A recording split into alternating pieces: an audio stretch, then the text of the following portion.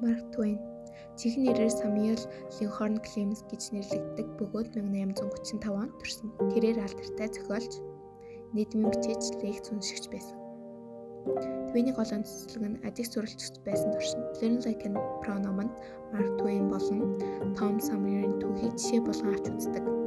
Хамгийн сайн сурах арга нь зөвхөн унших шийдлэх бус туршлагаар сурах гэж үздэг байв. Тэр их хвчлэн бодол санаагаа амьдрал дээр туршиж үр дүнгийн дүгнэдэг. Тэр эргэн тойрноо нарийн ажиллаж зүйлс хэрхэн ажилдгийг асууж сонирхдог байв. Энэ сонирхол нь түүнийг гүнзгий ойлгож илүү сайн санахад тусалдаг байсан. Тэр зөвхөн уншиж өнгөрөх бус шинжлэх сэтгэл бичиж шүүмжлэх аргыг хэрэглэдэг байв. Тэгтээ унших нь шүүмжлэлтэйгээр сэтгэх өөрийн үзэл бодлоо бүрдүүлэхэд тусалдаг.